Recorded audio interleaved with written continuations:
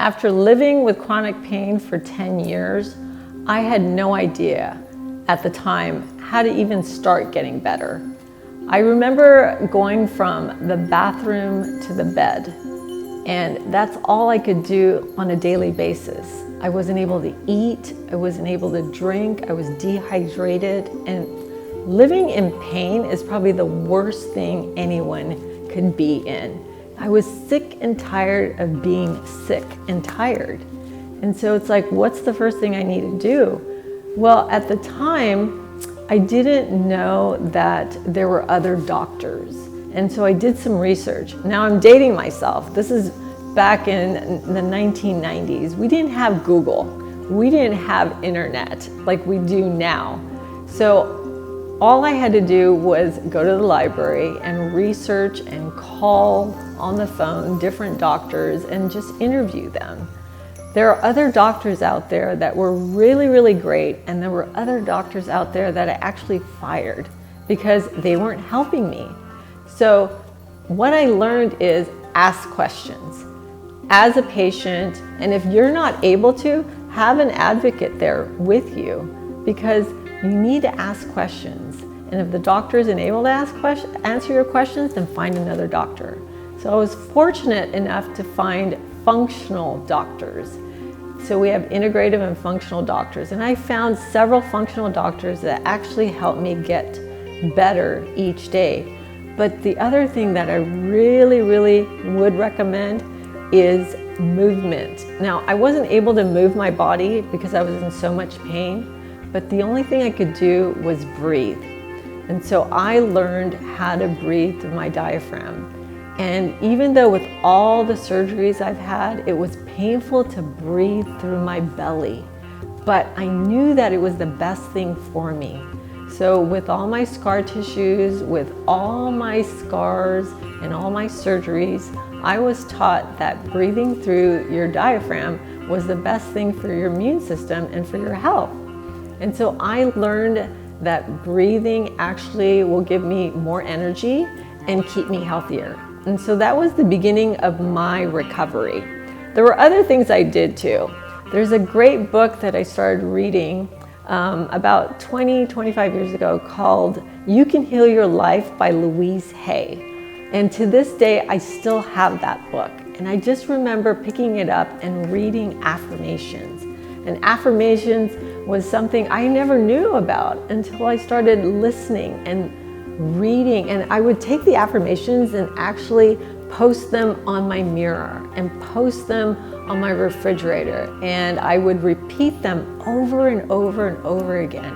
And they would make me feel so energized and so positive and so happy. And I thought, oh my God, the affirmations actually work. And so for the next 30 years, 3 decades, I had just been reading affirmations and reading affirmations over and over. And so that was part of my healing process. So the pain was still there, don't get me wrong. It wasn't until I started really listening to functional doctors and following a more natural path of healing. And that started with my diet. Now, I don't like the word diet, but for me, it was like finding the right foods for my body. So remember, I have a condition called dumping syndrome or chronic diarrhea. And at the time, I wasn't able to eat anything, absorb anything. I was losing a whole bunch of nutrients. So I found a doctor, a functional doctor, who actually recommended I take a food sensitivity test. And I'm like, what's a food sensitivity test? It's basically finding out what foods my body is sensitive to so that I can avoid them and eat the foods that I'm able to absorb. So once I figured that out, then the rest was history. Then I discovered, okay, now I know what foods I'm supposed to be eating and what foods I'm not supposed to be eating. The other issue was my hormones. Now at 26 years old, I was going through perimenopause or hot flashes. And I'm thinking, how is this possible? There's a thing called medically induced menopause that I had no idea at 26 years old that was happening to me. My hair is falling out, I'm having hot flashes, and I'm like depressed and crying all the time. So what is going on? My hormones were obviously out of whack. Back then, in the early 1990s, they had no idea about hormone imbalance. So again, I had to do my own research, find different doctors, and discover that there's a natural way to do that called bioidentical hormones. And that's what I started taking to help me recover. So there's certain steps that I took, but a lot of it was trial and error. Not everything is going to work with everyone, but for me, it was just going from one doctor to another doctor, trying different alternative therapies, holistic therapies such as acupuncture, Reiki, energy healing, and yoga. And for me, I think yoga was my lifesaver, because if I hadn't moved my body, I would have been stagnant for another 10 years. And so the breath work, the breathing, the movement, and the energy actually helped me recover even more. So this is definitely something I would recommend for you. So I want to discuss my mental and emotional health during this journey that I was going through. If you can imagine discovering that, one, you wouldn't be able to conceive and have a child. Two, you've just undergone like 4 or 5 different surgeries. 3, your body's falling apart. And 4, you can't eat anything. I mean, those were just some of the things that I experienced. So yes, I was anxious, I was scared, I was angry, I was depressed, I had suicidal thoughts. All those things all were there during the 10 years that I was disabled and dysfunctional. And I will say that the only thing that got me through it was having faith.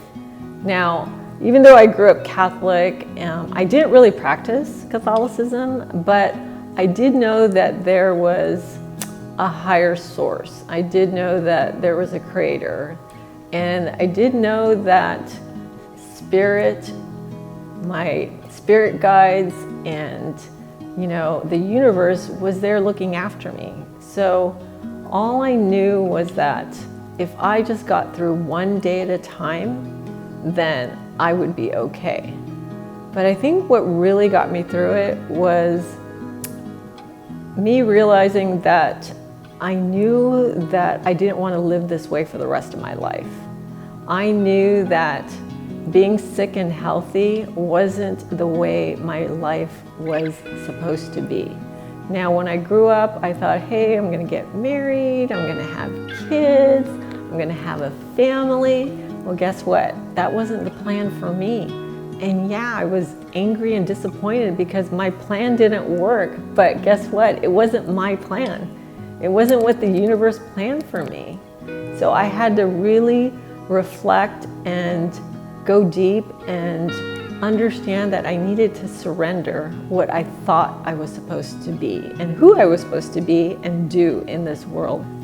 When I was a little child, I thought getting married, going to school, having a family was the way to go, because that's what my parents told me, right? That's our perception of the people in our lives, the people that care about us.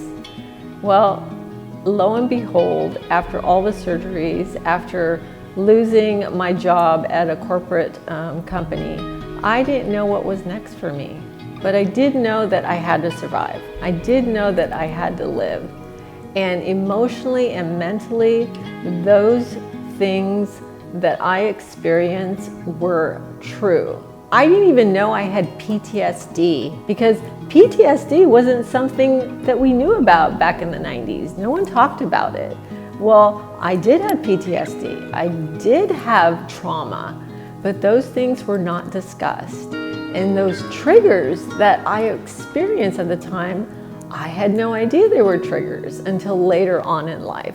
So learning about my emotional health and doing the work to release all those limiting beliefs and blockages that were preventing me from getting healthy was really what allowed me to be the best and healthiest person that I could be.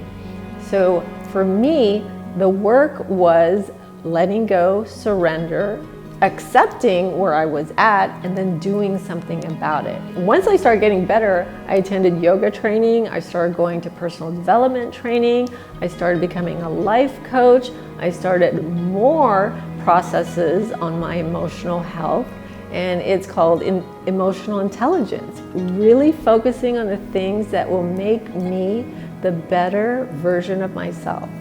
And so when I discovered that my health was connected to my emotions, and once I resolved those emotions, my health was right in front of me, and abundance and wealth and everything that I strive for and desire for was right there.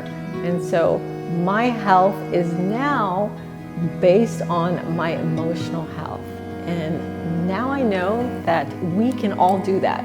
Listening to affirmations, believing in yourself, having the self-esteem and confidence that you desire is right there in front of you. And if I can do it, I know you can do it as well.